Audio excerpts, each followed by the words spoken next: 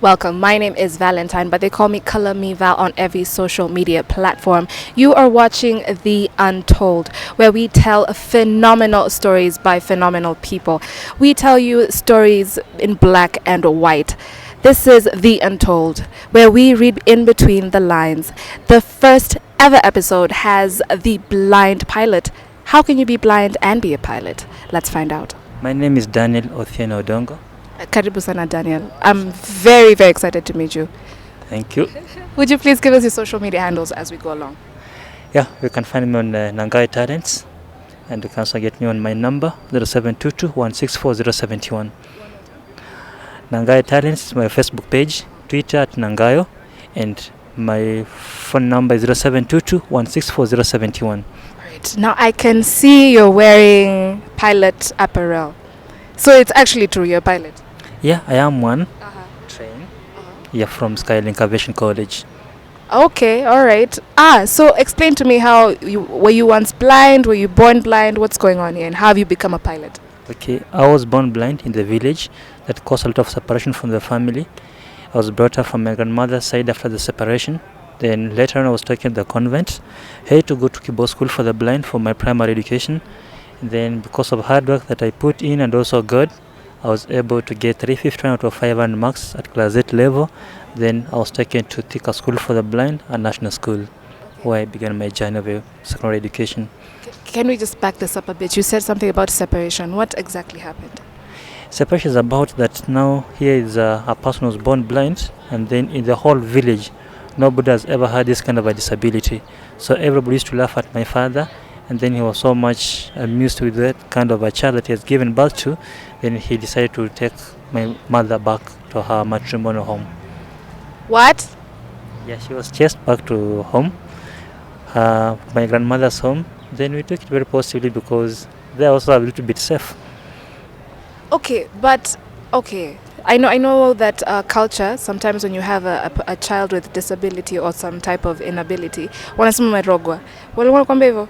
Yeah, hii urogi ni kitu ya kawaida, especially my home place that I come from, which one was the first priority. Yes. Okay, so why did you work so hard after everyone else is just telling you you can't make it?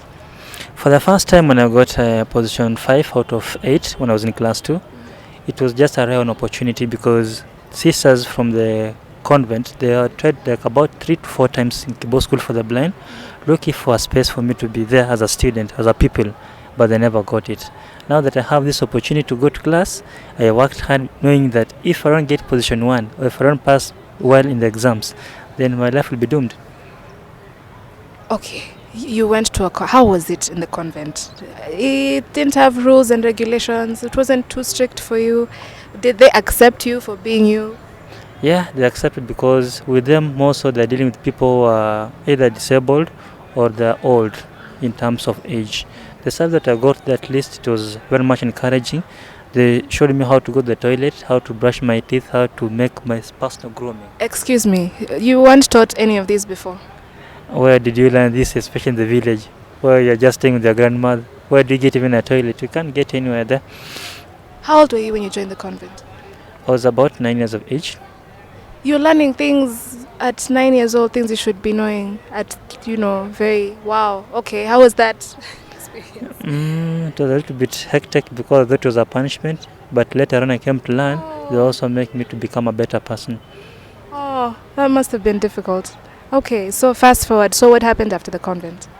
From the convent, I was stuck at Kibo School for the Blind. Is where I've been struggling so hard from the year 2000 around July. When there's some took 2 weeks to a closing of second term, I worked so hard and I'm happy to have got position 5 out of 8. 2 weeks to closing? Yeah, I was only taught how to write alphabetical letters and numbers from 1 up to 100. Now that I used to stay in the convent for quite some time, I had known how to speak Swahili and English. And at least I was somehow advantageous to other students.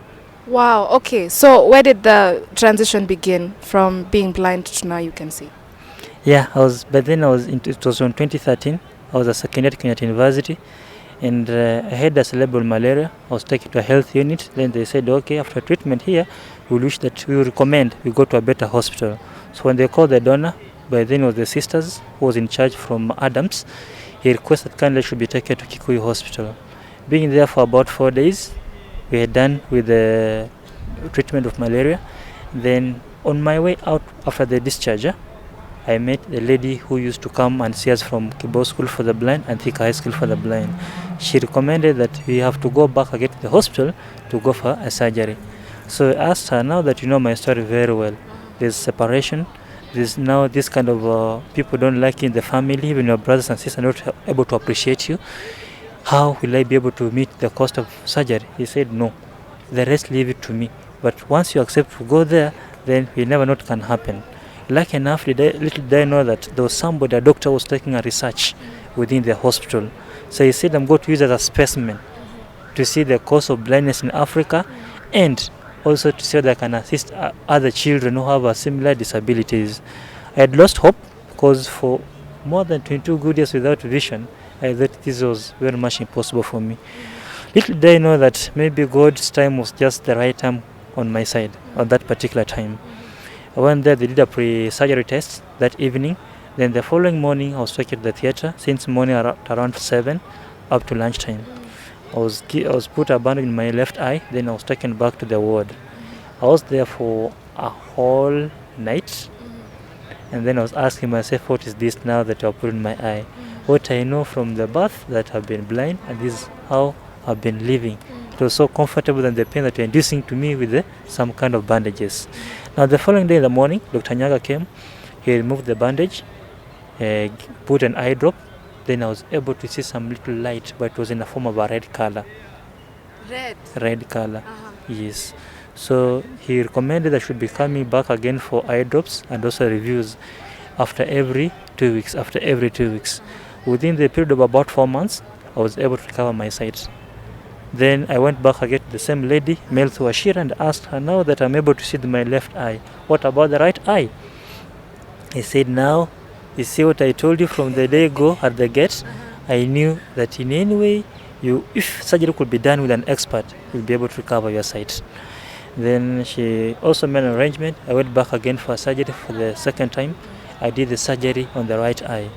Having done the surgery on the right eye, after a week I was able to perceive some light. It took a little bit longer. Then with the eye drop and eye reviews, I was able to recover my sight fully in 2014 around March. But I said, let me go back again and ask myself whether I have the potential to have full sight or whether I can use my sight to earn a living. I went, had gotten some little money from the government through the loans, Higher Education Loans Board help.